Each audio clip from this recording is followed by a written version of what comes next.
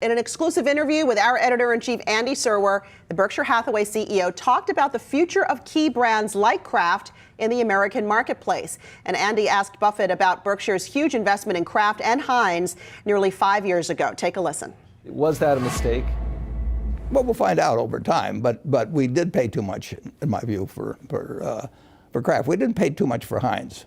So when we started out, it was originally a non-public partnership between us, but we did pay too much, in my view, for Kraft. And there's not much you can do about things if you pay too much.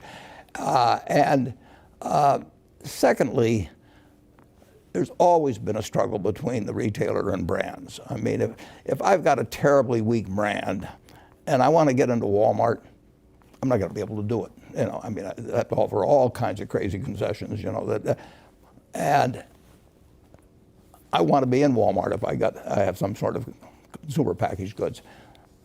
The negotiation is way different if you have something essential versus non-essential. 10 years ago, Costco tried to get rid of Coca-Cola.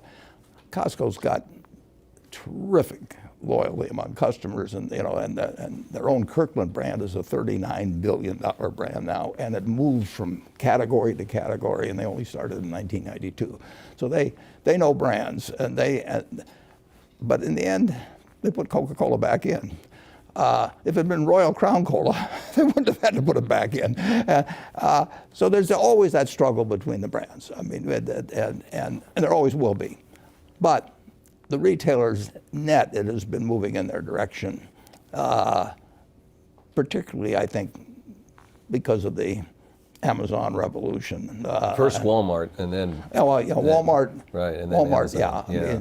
I mean, but it's been accentuated. Yeah. I think we have a new retailing environment now. I mean, it isn't like it goes from night to day, but it moves somewhat, and brands that people have spent billions of dollars developing and sponsoring TV shows or sponsoring radio shows in the old days. I mean, Campbell Soup was always on there with Jack Benny or something, when I was a kid, and it was big. And it built brands, and people obviously like the product too. But people are more willing to change, and it's harder. It's a somewhat different world than what it is night and day. I mean, you are very unlikely to keep changing brands every day. But it really surprised me that Gillette lost position. I mean, men don't like to experiment much. Women are better experimenting. But when you were a kid, the Gillette cavalcade of sports was your pal and brought you the Rose Bowl and the World Series and all that sort of thing. You just shave with Gillette the rest of your life, and you still do to a great degree.